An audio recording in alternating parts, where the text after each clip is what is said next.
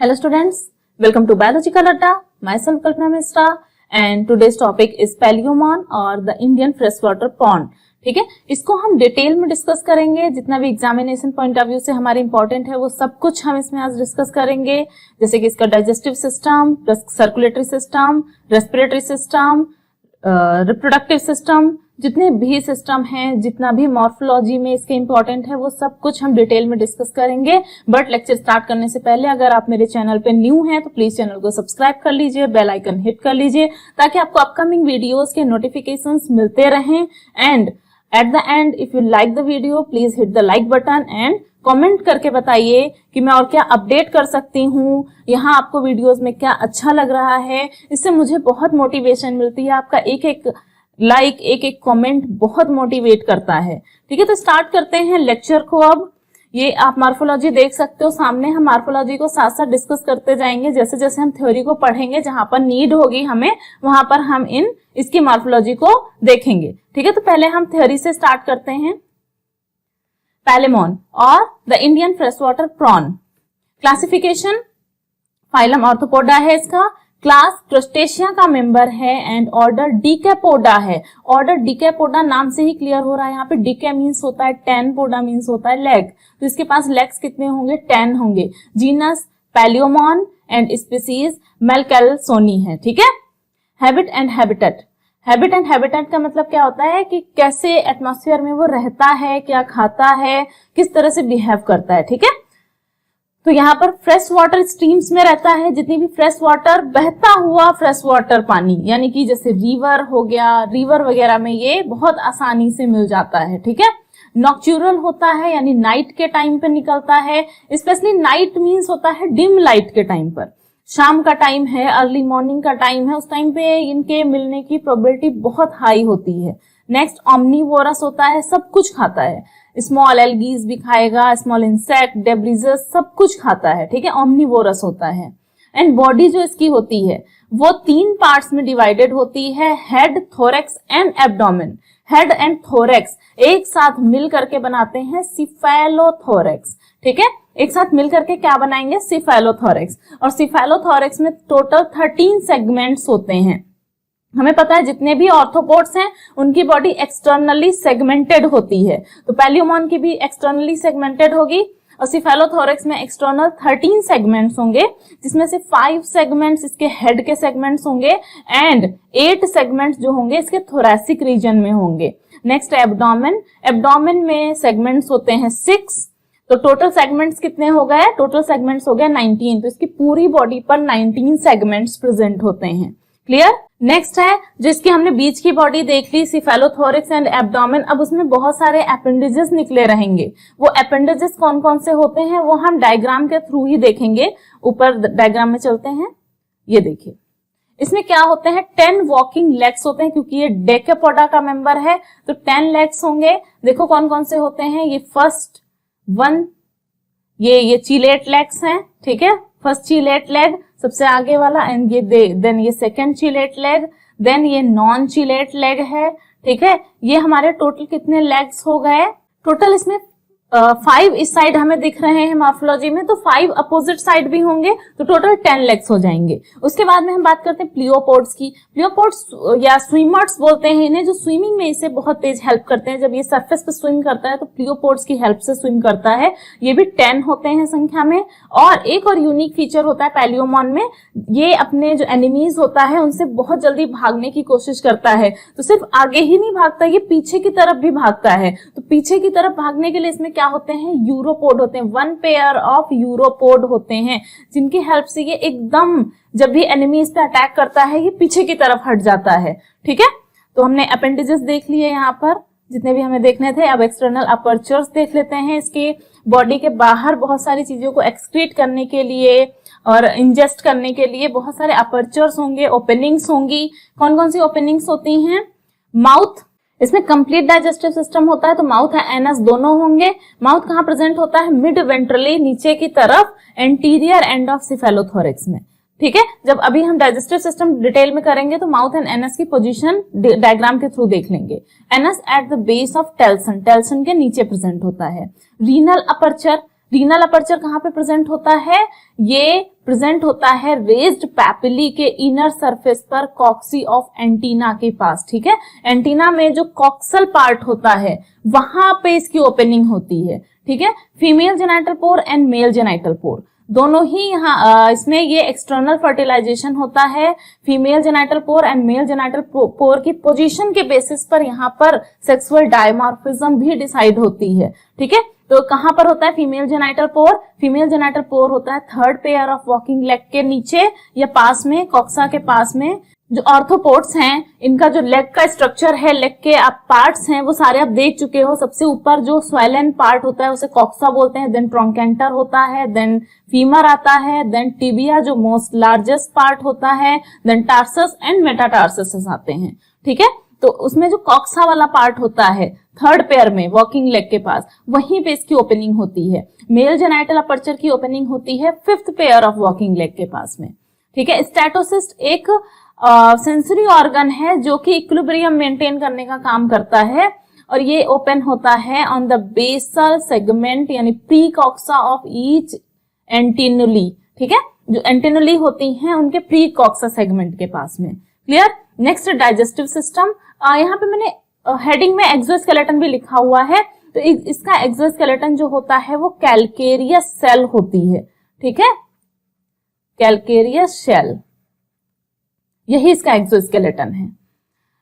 Digestive system क्या होगा? Digestive system में फोर गट होती है, mid gut and hind gut में डिवाइड कर सकते हैं इसके एलिमेंट्री कैनाल को।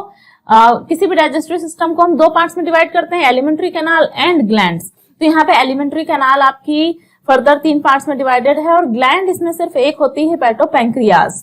ठीक है, तो फोर गट में कौन कौन से पार्ट्स आते हैं? Mouth, buccal cavity, oesophagus and stomach. Mid gut में आती है सिर्फ और सिर्फ इंटेस्टाइन। हाइंड गट में आता है रेक्टम। डिटेल में देखते हैं इन सभी को कहाँ कहाँ पे प्रेजेंट है, डायग्राम के थ्रू ही इसको देखेंगे हम। ये यहाँ पे इसका माउथ प्रेजेंट है। माउथ कहाँ है? मिड वेंट्रल साइड में एंटीरियरली प्रेजेंट है इन सिफेलोथोरेक्स। ठीक है, इसमें अपर लिप को लैब्रम एंड लोअर लिप को लैबियम बोलेंगे और बीच में इसमें कुछ प्रोसेसेस होते हैं, मैंडिबल्स के, इंसीजर्स होते हैं। ठीक है, इसके बाद में बकल कैविटी के बाद में ओपनिंग होती है ईसोफेगस की। तो ये ईसोफेगस हो गई, ये पार्ट ईसोफेगस है और ईसोफेगस कहाँ एंड होगा? जाके स्टमक में। स्टमक में कहां पर एंड होता है? सर्कुलर प्लेट के पास में, जो यहाँ पर प्रेजेंट है। ठीक है, सर्कुलर प्लेट के पास स्टमक में एंड होगा। स्टमक भी फर्दर 2 पार्ट्स में डिवाइडेड है।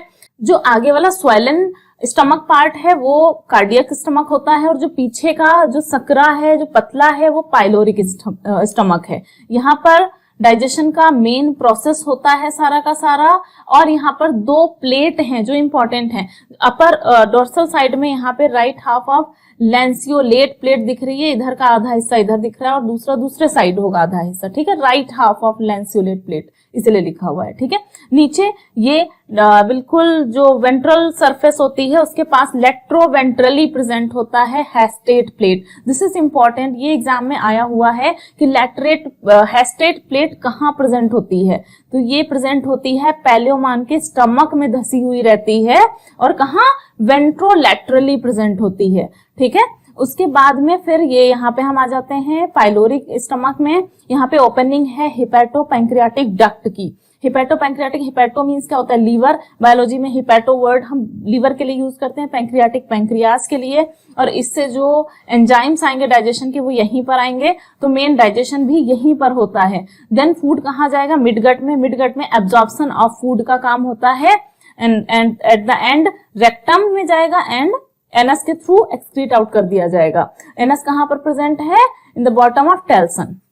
ठीक है, अब कुछ और इंपॉर्टेंट पॉइंट्स हैं वो भी देख लेते हैं। फोरगट और हाइंड गट, यहाँ पे मिड गट की बात नहीं कर रहे हैं हम। फोरगट एंड हाइंड गट में जो लाइनिंग होती है अंदर वो क्यूटिकल की होती है और क्यूटिकल हमें भी पता है जहां प्रेजेंट होगा वहां पे ग्रोथ नहीं होने देता है। तो जैसे ही मॉल्टिंग या एग्डाइसिस का टाइम आता है तो ये क्या करते हैं? एक्सोस्केलेटन के साथ साथ अंदर की क्यूटिकल भी शेड ऑफ कर दी जाती है। इस क्यूटिकल का नाम होता है इंटिमा। ठीक है, ये बाद में फिर डेवलप हो जाती है। मिड गट की जो लाइनिंग होती है वो एंडोडर्म की होती है।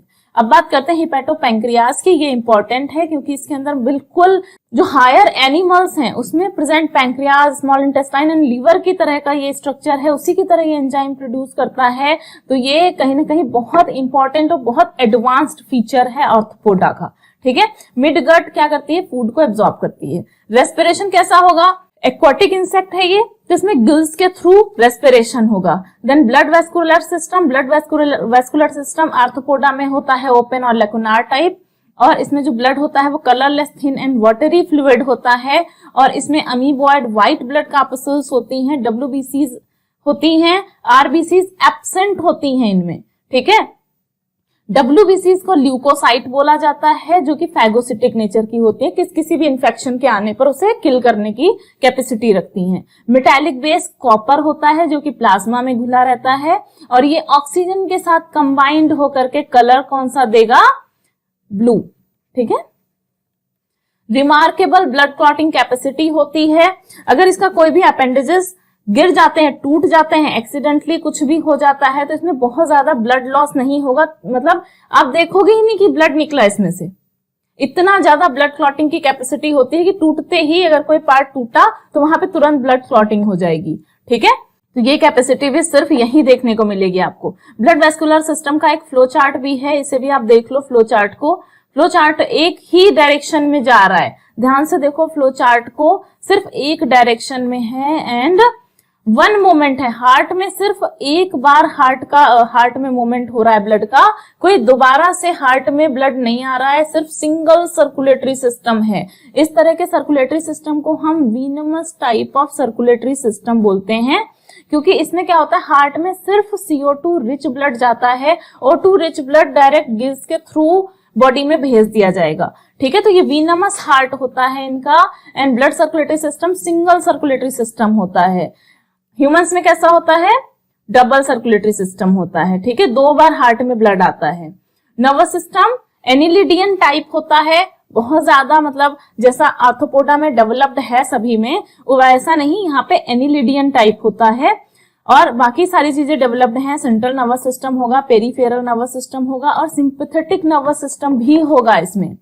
और सेंस ऑर्गन कौन कौन से हैं, सेंस ऑर्गन का पिक्चर अभी नीचे आपको दिखा दूंगी मैं, एक बार देख लो सेंस ऑर्गन है कौन कौन से। कंपाउंड आइज होती हैं, कैरेक्टरिस्टिक फीचर है आर्थ्रोपोडा का कंपाउंड आइज, ठीक है। स्टेटोसिस्ट मैंने बताया था बैलेंसिंग ऑर्गन है, ओरिएंटेशन एंड इक्विलिब्रियम का काम करता है, ये ग्रेविटी के लिए बहुत ज्यादा सेंसिटिव होता है, ठीक है। टेंगो रिसेप्टर टच के लिए रिस्पॉन्सिबल होता है, कीमो रिसेप्टर एक ऑल्फैक्टरी ऑर्गन है, और ये केमिकल स्टिमुलस के लिए बहुत ज्यादा सेंसिटिव होता है। प्रोप्रियोरेसेप्टर ये होता है पोस्चर एंड मस्कुलर फंक्शन के लिए। चलो इसका एक बार डायग्राम भी देख लेते हैं इन सभी सेंस ऑर्गन्स का। ये सेंस ऑर्गन्स हैं, ये यहाँ पर आपका स्टेटोसिस्ट दिखाया गया है। स्टेटोसिस्ट का डिटेल्ड स्ट्रक्चर ये है, ये दोनों ही A एंड B स्टेटोसिस्ट को रिप्रेजेंट कर रहे हैं, ये पोजीशन बता रहा है, और ये इसका TS है, ठीक है, TS यानी ट्रांसवर्स सेक्शन है, ठीक है।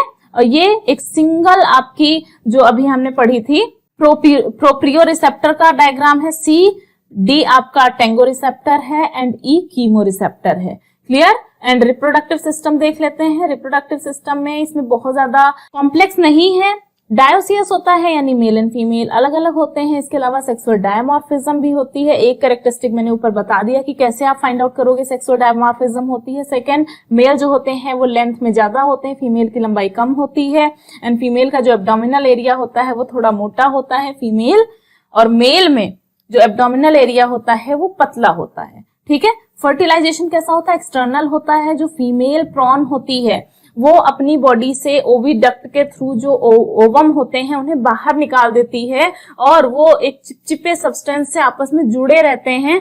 बाहर का मतलब बॉडी से बाहर निकाल देती है, बट बॉडी से अलग नहीं होते हैं, ठीक है। वो वहीं पर मेल अपने जो स्पर्म है वो डाल देता है, और वहीं पे फर्टिलाइजेशन हो जाता है, ठीक है। तो बाहर हो रहा है, बॉडी से बाहर हो रहा है, बट बॉडी से अलग नहीं हो रहा है। तो ऐसी कंडीशन में क्या होता है, जो फीमेल होती है कहीं ना कहीं उसकी बॉडी में बाहर की तरफ ऐसे अंगूर के गुच्छे के जैसे लटके रहते हैं ये सारे ओवम, ठीक है। और वो इसी तरह मूवमेंट करती है जब तक कि उनकी बॉडी से ये निकल नहीं जाते हैं। एग से जो छोटे छोटे पैलिमोन है वो बाहर निकल नहीं जाते हैं, उसे ऐसे ही घूमना होता है। तो इस फीमेल को क्या बोलते हैं, बेरी फीमेल, ठीक है। एंड फीमेल के जो रिप्रोडक्टिव सिस्टम है उसमें क्या क्या है, ओवरीज एंड ओविडक्ट है। मेल रिप्रोडक्टिव सिस्टम में टेस्टिस, वास डिफरेंशिया, वेसिकुला सेमिनालिस है। ठीक है। डेवलपमेंट डायरेक्ट होता है मींस कोई भी लार्वल स्टेज इसमें नहीं होती है, ठीक है, कोई भी लार्वल स्टेज नहीं होगी, इन एग से डायरेक्ट पैलिमॉन निकलेंगे, ठीक है, क्लियर। नेक्स्ट लेक्चर आपका जनरल फीचर्स ऑफ मोलस्का होगा। अभी अगर आपको ये वीडियो हेल्पफुल लगा तो प्लीज चैनल को लाइक करिए, शेयर करिए अपने फ्रेंड्स के साथ में, जो भी आपके ग्रेजुएशन में हैं या फिर जो टीजीटी पीजीटी की प्रिपरेशन कर रहे हैं, क्योंकि आपके लाइक शेयर एंड सब्सक्राइब ही हमें मोटिवेट करते हैं और बेहतर काम करने के लिए। मिलते हैं नेक्स्ट लेक्चर के साथ में। Thank you for watching, bye bye.